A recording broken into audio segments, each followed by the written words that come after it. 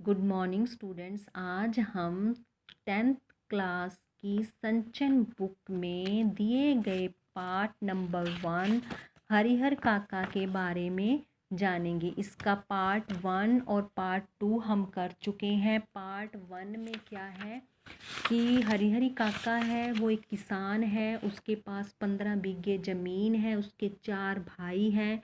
हरिहर काका की 2 शादियां होती हैं लेकिन उससे कोई बच्चा नहीं होता। उसकी पत्नियों की मौत हो चुकी है और वो अपने भाई के परिवार के साथ रहता है। भाई जो हैं वो सिर्फ उसकी ज़मीन के लालच के कारण उसके साथ अच्छा व्यवहार करते हैं, लेकिन उनकी जो पत्नियां हैं वो उसे अच्छा खाना नहीं देती हैं। दूसरी तरफ पार्ट 2 में हमने किया है कि जो गांव में ठाकुर बारी है, वहाँ के जो महंत हैं वो भी बड़े लालची हैं। वो चाहते हैं कि जो हरिहर काका के पास ज़मीन है वो सारी ज़मीन ठाकुर बारी के नाम लिखवा दें। इसी लालच में वो हरिहर काका को पकड़ कर ले जाते हैं, उसके साथ ज़बरदस्ती करते हैं और उसके अंगूठों के निशान ले लेते हैं। पुलिस के साथ उसके भाई ठाकुर बारी पहुंचते हैं और उसे वहाँ से छुड़वाते हैं। तो आगे थर्ड पार्ट में आगे के बारे में जानेंगे। थर्ड पार्ट में क्या है, हरिहर काका ने देर तक अपने बयान दर्ज करवाए और उनके शब्द शब्द में साधुओं के प्रति जो नफरत थी और घृणा थी वो प्रकट हो रही थी। जीवन में कभी किसी के खिलाफ उन्हें इतना नहीं कहा था जितना कि ठाकुर बारी के महंत पुजारी और साधुओं के बारे में कहा। अब क्या था, हरिहर काका को दोबारा से उसके भाई ले जाते हैं अपने घर पर। वहाँ पर उसे अच्छी सुरक्षा मुहैया करवाई जाती है, हर वस्तु दी जाती है। रिश्ते नाते से जितने भी लोग होते हैं वो सब वहाँ पर आ जाते हैं और हरिहर काका को सुरक्षा प्रदान की जाती है। भाइयों ने अपनी ड्यूटी बांट रखी है। आधे लोग सोते तो आधे लोग जाकर पहरा देते हैं और हरिहर काका को सुरक्षा प्रदान करते हैं। उधर ठाकुरबाड़ी का दृश्य भी बदल चुका था। वहाँ पर बड़े ही खूंखार लोग ठाकुरबाड़ी में आ गए थे। लोगों ने डर के मारे जो गांव की ठाकुरबाड़ी थी वहाँ जाना बिल्कुल बंद कर दिया था।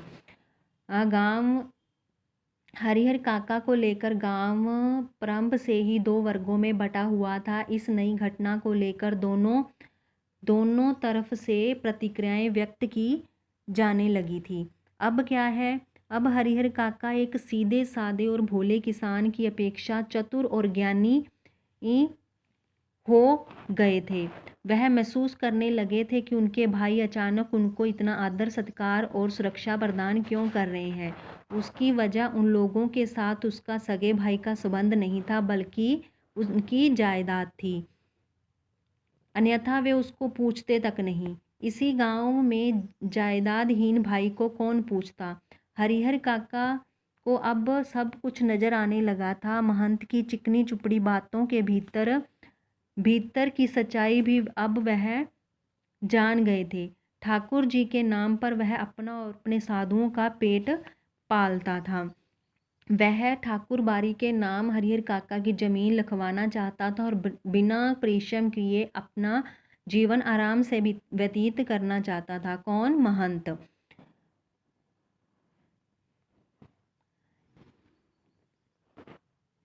अब क्या था, अब महंत को वे अपने पास फटकने भी नहीं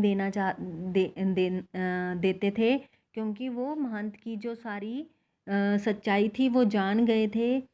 अब वो क्या था, अपने भाइयों को भी ज़मीन नहीं देना चाहते थे, क्योंकि उन्हें पता था कि अगर उन्हें ज़मीन सारी मिल जाएगी, जायदाद मिल जाएगी, तो वो उसे दूध में से मक्खी की तरह निकाल कर फेंक देंगे और बुढ़ापे में उसे कोई नहीं पूछेगा। लेकिन हरिहर काका तो कुछ और ही सोच रहे थे और वातावरण कुछ और ही तैयार हो रहा था। अब क्या था, जो उसके भाई थे और रिश्ते नाते के लोग थे, उन्होंने सब ने एक प्लान बना रखा था कि वो हरिहर काका को इस बात के लिए राजी कर रहे थे कि वो अपनी सारी ज़मीन जायदाद अपने भतीजों के नाम लिखवा दें। वह जब तक ऐसा नहीं करेंगे तो महंत की गिरद दृष्टि यानी कि बुरी नज़र उन पर लगी रहेगी और मौत का खतरा उन पर मंडराता रहेगा। और सुबह शाम दोपहर रात हर समय यही चर्चा चलती रहती थी, लेकिन हरिहर काका साफ मना कर देते थे। उसके भाइयों ने खूब उसे समझाने का प्रयास किया, उसके बाद उसको डांटा, उस पर दबाव भी डाला गया, लेकिन हरिहर काका ने उसकी एक भी न मानी। अब क्या था, उसके भाइयों ने वही रूप धारण कर लिया था जो रूप महंत और उसके सहयोगियों ने धारण किया था। उसे अपनी आंखों पर विश्वास नहीं हो रहा था कि उसके सगे भाई भी उसके साथ ऐसा ही करेंगे। सभी ने हथियार लेकर उसके सामने खड़े थे, कह रहे थे सीधे मन से कागजों पर जहाँ जहाँ ज़रूरत है अंगूठे के निशान बनाते चलो, अन्यथा मारकर कहीं घर के अंदर गाड़ देंगे और लोगों को इस बात की कोई सूचना भी नहीं मिल पाएगी। अगर पहले वाली बात होती तो हरिहर काका डर जाते। अज्ञान की स्थिति में ही मनुष्य मृत्यु से डरता है, लेकिन जब उसे ज्ञान हो जाता है तो आवश्यकता पड़ने पर वो मृत्यु को भी गले लगा सकता है। हरिहर काका ने सोचा कि ये सब कुछ ही ये सब एक ही बार उन्हें मार दें, वह ठीक होगा, लेकिन तिल तिल मरने से अच्छा है। उसने कहा कि जैसे कि गांव में एक रमेसर की विधवा, रमेसर नाम का व्यक्ति था, जिसकी मौत के बाद उसकी जो पत्नी थी उसके पास जो ज़मीन जायदाद थी उसके रिश्ते नाते के लोगों ने उससे भला सुलाकर अपने नाम लिखवा ली थी, और उसके बाद उसका आदर मान भी करना छोड़ दिया था। वो घुट घुट कर सारी ज़िंदगी मरती रही। तो उसने सोचा था कि उसकी वह दुर्गति हुई थी। गांव के लोग देखकर सिहर जाते थे। हरिहर काका को लगता था कि अगर रमेसर की विधवा ने अपनी ज़मीन नहीं लिखी होती तो अंत समय तक लोग उसके पांव पखारते होते, यानी कि उसकी सेवा कर रहे होते। हरिहर काका गुस्से से खड़े हो गए और गरजते हुए कहा, मैं अकेला हूँ, तुम सब इतने हो, ठीक है, मुझे मार दो, मैं मर जाऊंगा, लेकिन जीते जी एक धूर जमीन भी तुम्हें नहीं लिखूंगा। तुम सब ठाकुर बाड़ी के महंत से तनिक भी कम नहीं हो। हरिहर काका ने ये बात कही कि तुम लोग जो महंत थे उनसे भी कम नहीं हो। देखते हैं कैसे नहीं लिखोगे, लिखना तो तुम्हें है ही, चाहे हंस के लिखो या रो के। ये बात उसके भाई कह रहे हैं। अब क्या है, जो हरिहर काका के साथ उसके भाइयों की जो हाथापाई हुई, तो उसमें क्या था, घर से निकलकर बाहर गांव में भाग जाना चाहते थे। कौन? हरिहर काका। लेकिन उसके भाइयों ने उन्हें मजबूती से पकड़ लिया था, उस पर प्रहार भी किए। उसे इस प्रहारों के कारण हरिहर काका जोर जोर से चिल्लाने लगे। बाद में उन्होंने क्या किया, उसके मुंह में कपड़ा ठूस दिया, लेकिन हरिहर काका की आवाज़ थी जो घर से बाहर जा चुकी थी। अब इस बात की जो खबर थी वो आस पड़ोस के लोगों से ठाकुरबाड़ी के महंतों के पास पहुंच गई। ठाकुरबाड़ी के महंत थे जो वो पुलिस की जीप के साथ वहां पहुंच गए। घर वालों ने कहा कि हमारा ये क्या है, निजी मामला है, लेकिन अब वो निजी नहीं रहा था क्योंकि महंत और पुलिस वाले वहां पहुंच चुके थे। पुलिस आने के बाद निजी मामले का सवाल ख़त्म हो गया था। घर तलाशी शुरू हुई। फिर क्या था, काका को उससे भी बदतर हालत में बरामद किया गया जैसा कि ठाकुरबाड़ी में हुआ था। ठाकुरबाड़ी से भी बुरी हालत में उसे घर से पकड़ा गया था।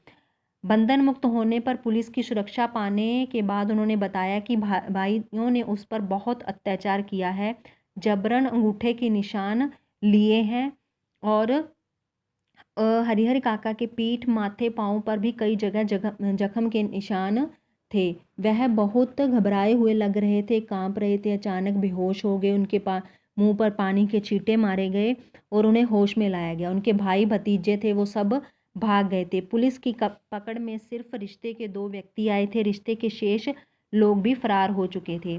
हरिहर काका के साथ घटनाओं में यह अब तक की सबसे अंतिम घटना थी।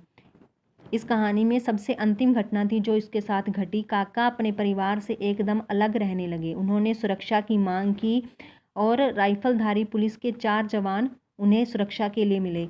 हालांकि इसके लिए उसके भाइयों और महंत की ओर से काफ़ी प्रयास किए गए, क्योंकि भाइयों को लगता था कि हरिहर काका को अकेला पाकर ठाकुरबाड़ी के महंत हैं जो उस पर दोबारा से उसे उठाकर ना ले जाएं। और दूसरी तरफ जो महंत थे वो उन्हें लगता था कि हरिहर काका के जो भाई हैं उसे अकेला पाकर उसके साथ दोबारा से ज़बरदस्ती करेंगे, इसलिए उसकी सुरक्षा में इन दोनों ही पक्षों की तरफ से सुरक्षा के लिए प्रयास किए गए। जहाँ तक मैं समझता हूँ फिलहाल हरिहर काका पुलिस की सुरक्षा में जरूर रहे थे, लेकिन ये सुरक्षा ठाकुरबाड़ी के महंत और उसके भाइयों के द्वारा ही उसे प्रदान करवाई गई थी। गांव में हर तरफ से इसी बात की चर्चा हो रही थी। गांव में एक नेताजी थे, वह न तो कोई नौकरी करते थे और न ही खेती गृहस्थी, फिर भी 12 महीने मौज उड़ाते रहते थे। उन्होंने क्या उपाय दिया हरिहर काका को कि तुम हरिहर उच्च विद्यालय के नाम से हाई स्कूल खुलवा दो, जहाँ पर बच्चे पढ़ेंगे और तुम्हारा नाम अमर हो जाएगा। लेकिन अब क्या था, हरिहर काका पर किसी का रंग चढ़ने वाला नहीं था। उन्होंने साफ मना कर दिया। इन दिनों गांव में चर्चा का केंद्र हरिहर काका थे। आंगन, खेत खलियान, अलाव, बाग बगीचे, हर जगह इसी बात की चर्चा होती थी। गांव में बहुत सारी छोटी बड़ी घटनाएं घटती थी, लेकिन काका के प्रसंग के सामने उनका कोई अस्तित्व नहीं। लोग तरह तरह की संभावनाएं व्यक्त करते, राम जाने क्या होगा। दोनों ओर के लोगों ने अंगूठे के निशान लिए हैं, लेकिन हरिहर काका अपना बयान दर्ज कराया है कि वे दोनों लोगों में से किसी को भी जमीन का उत्तराधिकारी नहीं मानते। दोनों ओर के लोगों ने जबरन ही अंगूठे के निशान लिए हैं। इस स्थिति में उनके बाद उनकी जायदाद का हकदार कौन होगा? लोगों के बीच बहस छिड़ जाती। उत्तराधिकारी के कानून पर जो जितना जानता उससे 10 गुना उगल देता। अब क्या था, उन लोगों के मन में अलग अलग तरह के विचार आ रहे थे। ठाकुरबाड़ी के साधु और संत और काका के भाइयों ने कब क्या कहा, यह सब बिजली की आग की तरह पूरे गांव में फैल जाता था। खबर झूठी है सच्ची है, इस बात से किसी को कुछ लेना देना नहीं होता था। उन्हें जो बात सुनाई पड़ती उसको नमक मिर्च लगाते और पूरे गांव में वो आग की तरह फैल जाती। एक खबर आती कि महंत और हरिहर काका के भाई इस बात के लिए अफसोस में हैं कि उन्होंने अंगूठे के निशान ले लिए थे और उसके बाद हरिहर काका को ख़त्म क्यों नहीं कर दिया। दूसरी खबर आती कि हरिहर काका जब मरेंगे तो उनको अग्नि प्रदान करने के लिए दोनों पक्षों में बहस होगी, लड़ाई होगी और खून की नदी बहेंगी। तीसरी खबर आई कि हरिहर काका के मृत्यु के बाद उनकी ज़मीन पर कब्जा करने के लिए उसके भाइयों ने एक डाकू है जिसका नाम बुट्टन सिंह है, उसको कह रखा है हरिहर काका के 15 बीघे में से 5 बीघे बुट्टन लेगा और 10 बीघे ज़मीन उसके भाई जबरन ले लेंगे। एक चौथी खबर आती है कि महंत जी ने निर्णय ले लिया कि हरिहर काका की मृत्यु के बाद देश के कोने कोने से साधु और नागाओं को वह बुलाएंगे। और इस तरह से अलग अलग बातें गांव में हो रही थी। रहस्यात्मक और भयावनी खबरों से गांव का आकाश आच्छादित था, यानी कि ऐसी बड़ी रहस्यात्मक और जो भयावनी यानी कि बुरी खबरें फैल चुकी थी पूरे गांव में। दिन प्रतिदिन आतंक का माहौल गहराता जा रहा था। सबके मन में यह थी कि हरिहर काका कोई अमृत पीकर तो नहीं आए हैं, एक ना एक दिन मरना तो है। फिर एक भयंकर तूफान की चपेट में यह गांव आ जाएगा। उस वक्त क्या होगा कुछ कहा नहीं जा सकता। यह कोई छोटी लड़ाई नहीं, एक बड़ी लड़ाई है। जाने अनजाने पूरा गांव इसकी चपेट में आएगा। इसीलिए लोगों के अंदर भय है और प्रतीक्षा भी है कि एक ऐसी प्रतीक्षा जिसे झुठलाकर भी उसके आगमन को टाला नहीं जा सकता था। अब सारे गांव के लोग इस प्रतीक्षा में थे कि हरिहर काका क्या करेंगे, अपनी ज़मीन जायदाद किसको देंगे या उसके मरने के बाद उसकी ज़मीन जायदाद पर किसका हक होगा। हरिहर काका वह तो बिल्कुल मौन हो गए थे। जिंदगी के शेष दिन वो काट रहे थे। नौकर रख लिया था, वही उन्हें बनाता खिलाता। उनके हिस्से की ज़मीन में जितनी फसल होती उससे अगर वह चाहते तो मौज की ज़िंदगी बिता सकते थे, लेकिन अब वो पूरी तरह गूंगेपन का शिकार हो गए थे, यानी कि उन्होंने बात करनी छोड़ दी थी। कुछ पूछा जाता तो वो कोई जवाब नहीं देते थे। खुली आंखों से बराबर आकाश को निहारा करते थे, क्योंकि वो अंदर से टूट चुके थे। सारे गांव के लोग उनके बारे में बहुत कुछ कहते सुनते थे, लेकिन उनके पास अब कहने के लिए कुछ नहीं था। बिल्कुल वो शांत हो चुके थे। पुलिस के जवान हरिहर काका के खर्चे पर खूब मौज मस्ती करते थे। जिसका धन वह रहे उपास।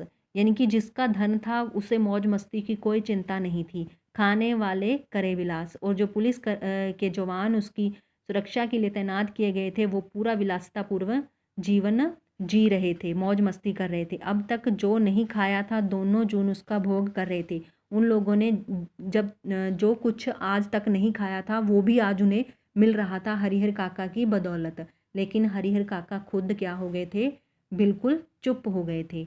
आशा है बच्चों आपको ये पूरी कहानी समझ आ गई होगी, किस तरह से उसका परिवार और उसके जो ठाकुर बाड़ी के महंत थे वो उसकी सिर्फ ज़मीन और जायदाद के लालच में थे कि हरिहर काका उन्हें जायदाद दे दें, लेकिन उसकी चिंता किसी को नहीं थी, उसके खाने की, उसके कपड़ों की, उसकी सुरक्षा की, ठीक है, उस बात की किसी को चिंता नहीं थी। लेकिन सब क्या थे, सिर्फ उसकी जायदाद के पीछे ही दौड़ रहे थे। आशा आपको ये कहानी समझ आ गई होगी। आप इस कहानी को दोबारा से पढ़ लेना और अच्छे से समझ लेना। धन्यवाद।